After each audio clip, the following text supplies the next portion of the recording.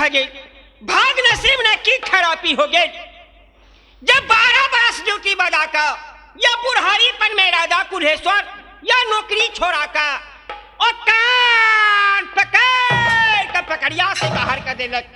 एक नया पैसा नहीं, घरे जाए कौन जवाब दे? आ कौन ताजे या बजा बाब हम दे बई आ नारी साता या बबरदी के कौन हम दे जवाब दे बई।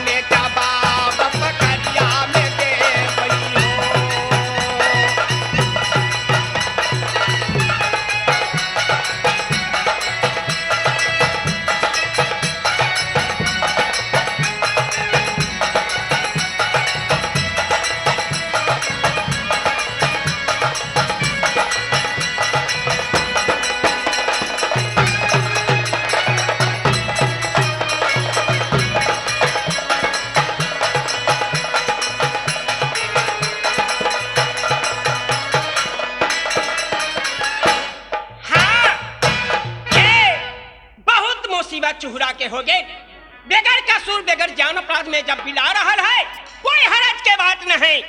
अब जा रहा थी अपना मुकामा में कोई तरीका से अपन गुंजाइश करब, लेकिन चंद्रावती राजा कुल्हेश्वर के चैन कभी न पी सकैया। या चूरा मुकामा वाला है चाय समान बेगर कसूर में बेगर जान अपराध में वो कान पकड़ के बाहर आ रहा है। आते करा बदल बायाब आ चंद्र के सधाये बई आते करा बदल बा हम अब चंद्र के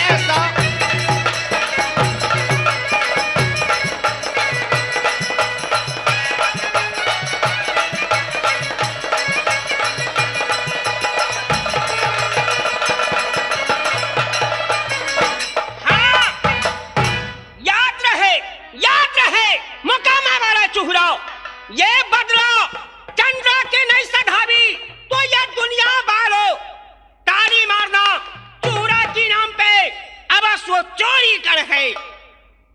जाय के लिए मैंने माता पिता कुल परिवार से समाज को प्रत्यागत कर दिया। वह काज में सफलता नहीं करूंगा तो हमारी नाम पे झिड़कार है, झिड़कार है, झिड़कार है। इतने कह करके मैं जा रहा हूँ। कहाँ? या चूरा में।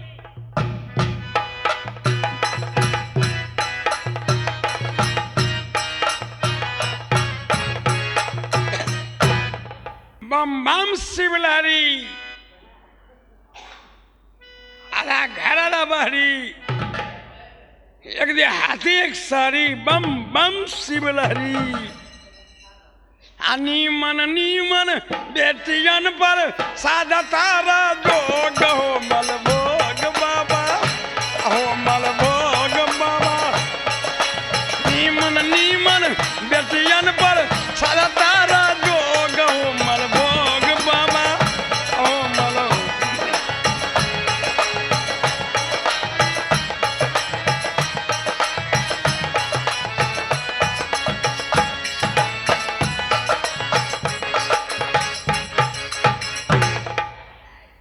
देखिए मेरी नाम गहीन है और मैं यहीं पर रहती हूँ अभी तक और मैं यही विश्राम करती हूँ।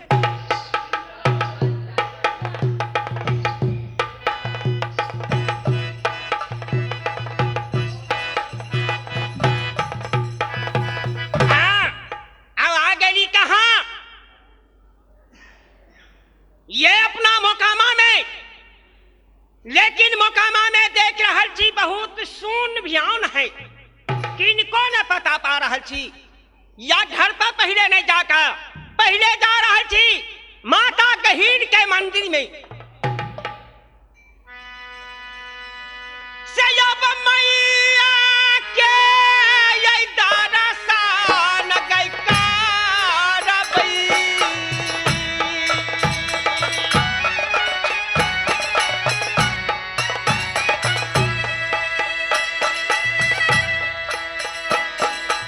मैया तयई गहीना कैसे हौना।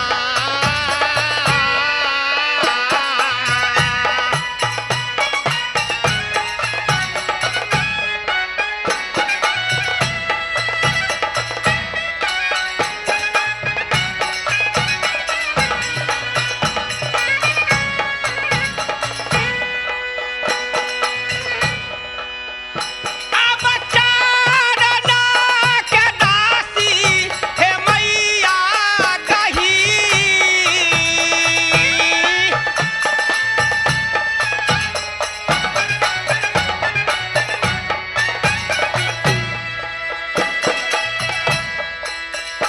अब तोरा ये मैया हम बनाबै सकई ना।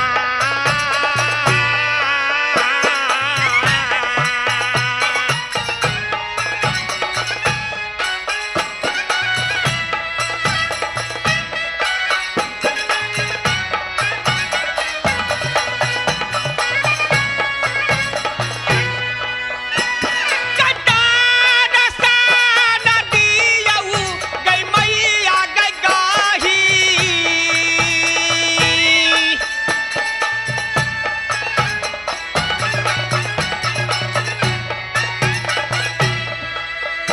अब चूहरा या बातु साधावा के गई ना।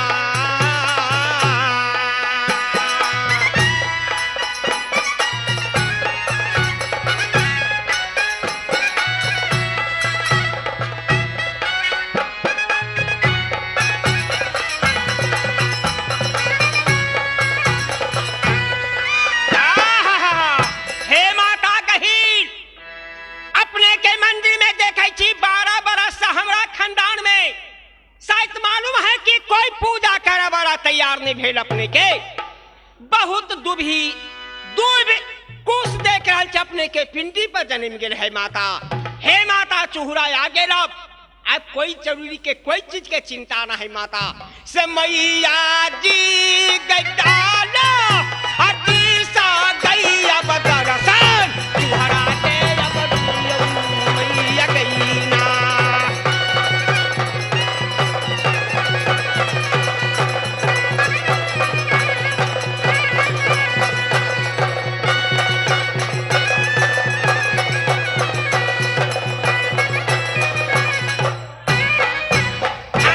प्रणाम माता गहीर। जुग जुग जियो, तेरी उम्र लाख बरिस। जैसे नीर बहे गंगा की वैसे उम्र बढ़ती जाए। बोलो क्या बात है बेटा? माता तो हमरा पहचान ले। मैं पहचानती हूँ, बोलो तुम्हें मुसीबत क्या है?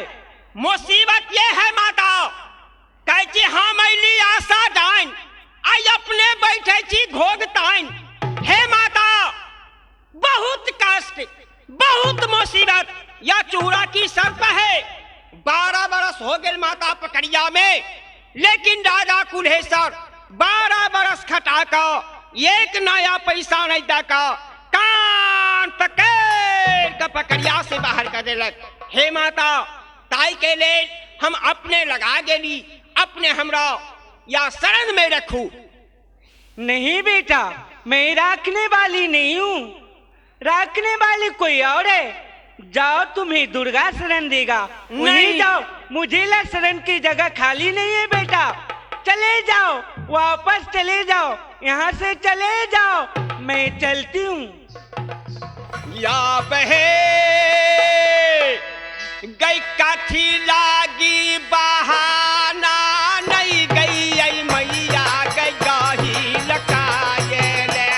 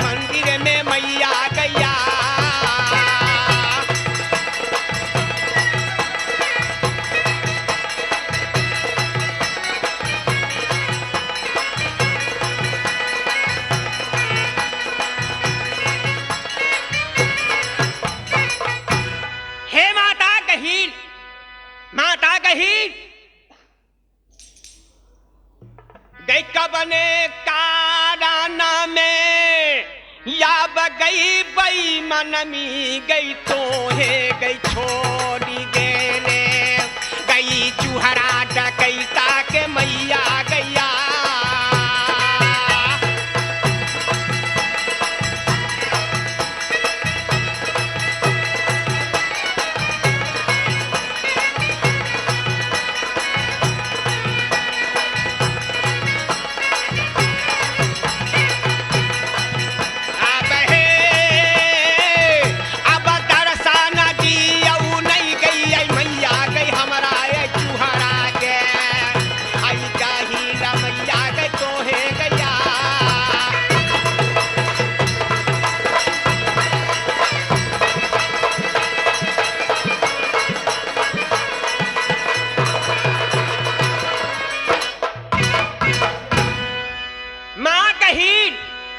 हाँ बेटा अपने के हम प्रणाम कर रहल छी। खुश हे रह माता, बेटा। या हमरा अधम से अधम जाति एक जाति में दुसाध में जन्म है। हे माता 12 बरस पर लौट लिया या मुसीबत के चलते अपने के शरण में ली अपने के जेठ बहन वो भाई गे लेकिन अपने हमरा की शरण में रखे छी माता से अपने हमरा कहू।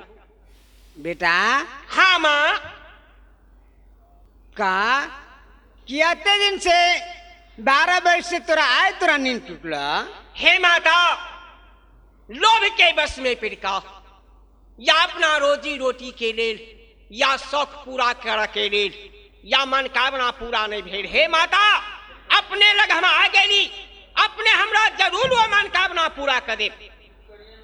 बेटा हाँ माई ठीक है हमरा की कह चाहे छा। हे माता गई चोरी के या बजे मारा मा गई आई मैया तो हमारा गई गही लबता आ चोरी के जे मारा मा मैया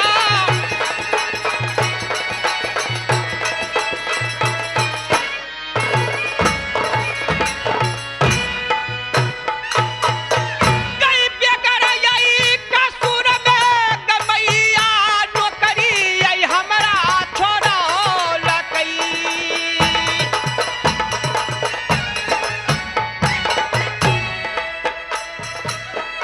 आ चोरी के मरमुआ गमैया गई गहिल हमरा बतबियौ ये मैया है।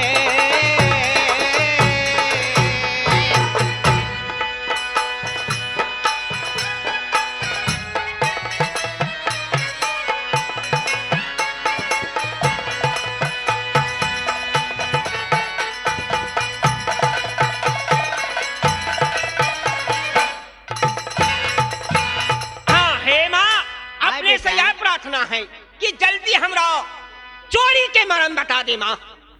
बेटा हाँ माँ कि जय दिन से तो नौकरी केला का रात पकड़िया में कि 12 वर्ष से हमरा तो गहबर नहीं निपला नहीं पोतला नहीं कुछ केला नहीं सेवा नहीं बर्दाश्त हमरा तो ये नहीं हो तो। हे माता अपने जानने वाली अपने जाना वाली छी माँ अपने बुते सब काज हेती माता अपने हमरा चोरी के भेद बता दिया चोरी के भेद हमरा बताए के अपने बताओ। बुआ हाँ माँ सुना कि हमरा चोरी के हाल तो हम नहीं जाने छी अच्छा कि हमरा बुते ये हो तो कोनो गार कोनो बीप कोनो बल कोनो अथी हम दिए सके छी मैं चोरी के हाल हमार बहन जाने छे गंगा।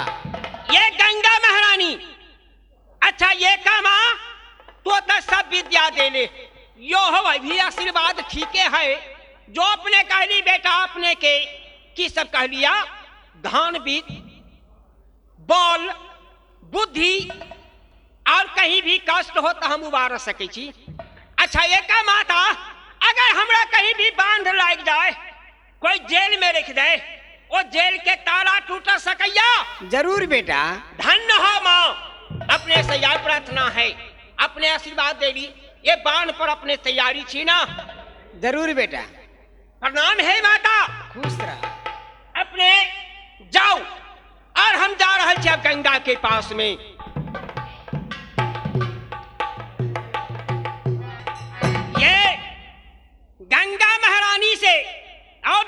कि बेटा तू जो तोरा हम गंगा धार से सैन्य कर देबू कहाँ मोकामा तक जहाँ चंद्रावती सूतल है ओकरा पलंग के नीचे में तोरा हम सैन्य तैयारी कर देबू बेटा। तो गंगा महारानी से लेकर के और चंद्रागढ़ तक तो खारे चूहरा जाए अखाड़े आवे जाय समान राजा कुल्हेश्वर एक नया पैसा नहीं देलक बदन के कपड़ा भी ले लेलक ताई समान चंद्रावती के अजब तक बदला हम जब गंगा गई मैया नहीं चुकाए बई नहीं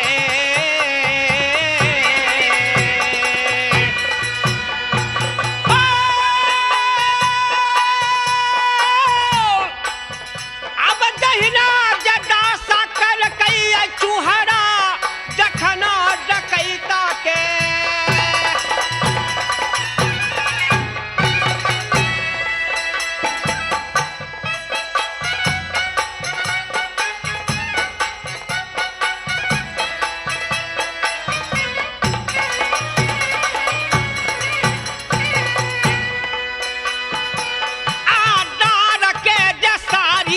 जखन हम दौड़ू लगई चोराए बई अब सारा सामान हम चंद्रा के चोरे बई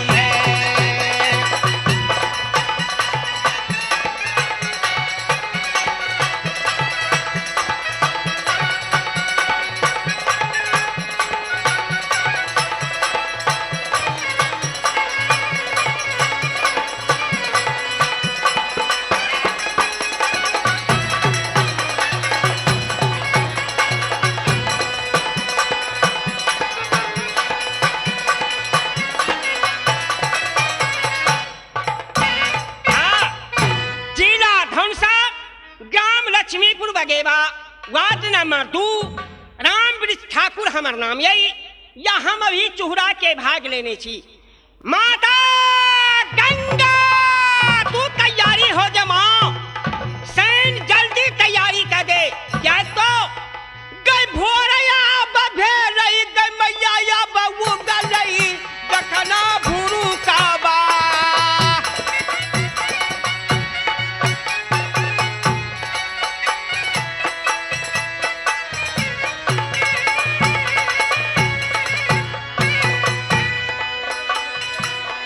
चोरी के जेटे मगे मैया गंगा दखना गई भेये लई अब जल्दी तैयारी मैया सही न पकाते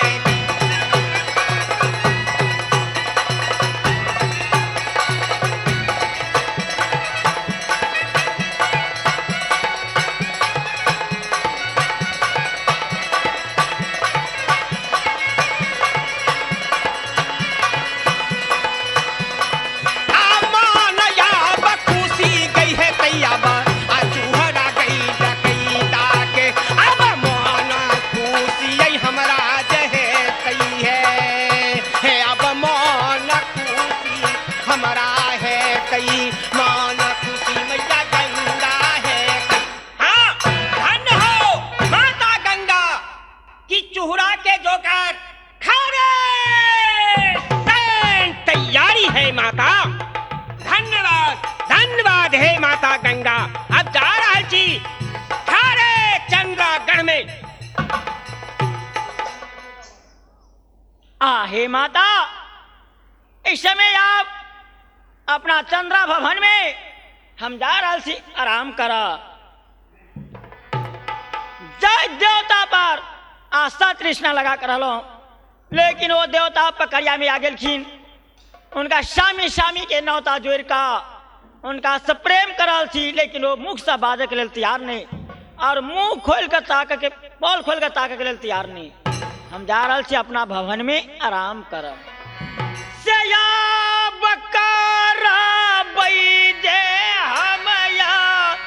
राम हे मैया दुर्गा आया ही चंद्रा भवन में।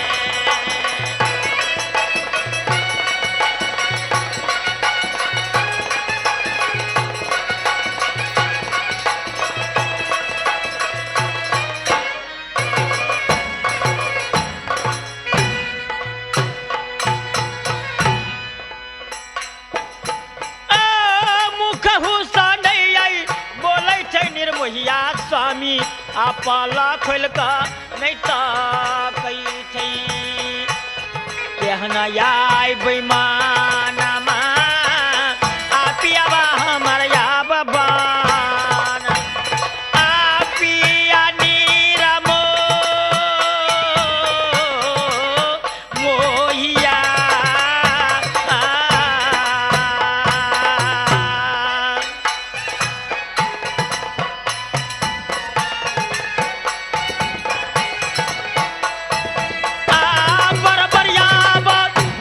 हो निर्मैया स्वामी आकलिए हम पकड़िया में पियाबा ये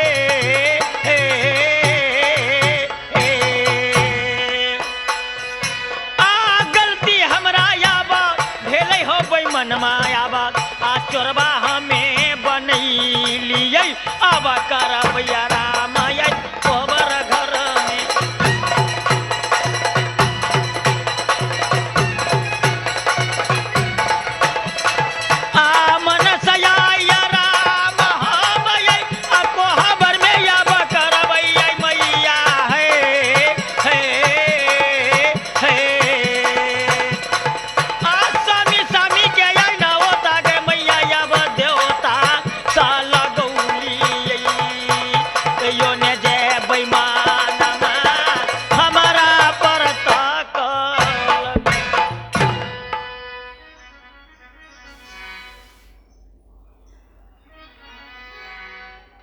हमारा फुलवारी सलोला कहा तो राजा कुल्हेसर अपना उल्टा बाण बांध का अपना राज पोखरिया में चंद्रा के कोतवाली करे छी चंद्रा अपना महल में सुतल है और 3 दिन अपना ओकरा ऑर्डर से 3 दिन हम पहरा करे छी चोहरा के बदला में हम पहरा करे छी ओकर नौकरी बदबी छी या बखारे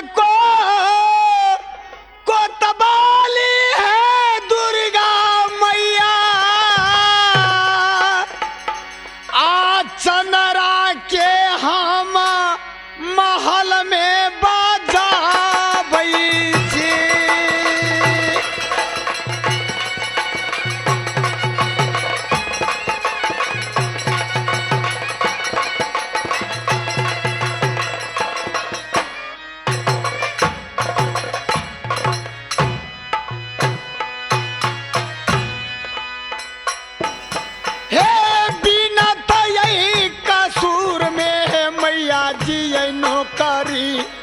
हमरा बजाबैया बिना तैयार कसूरा में है दुर्गा मैया हन करिए बजाबैया है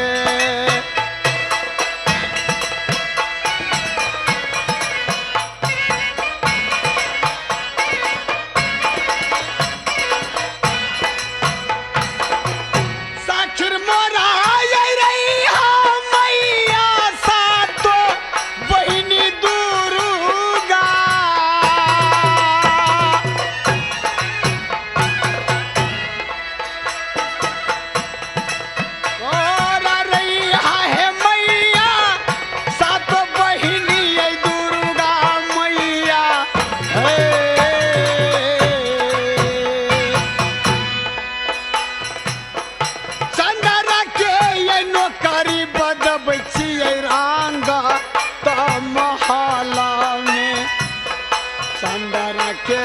नौकरी बदबै छी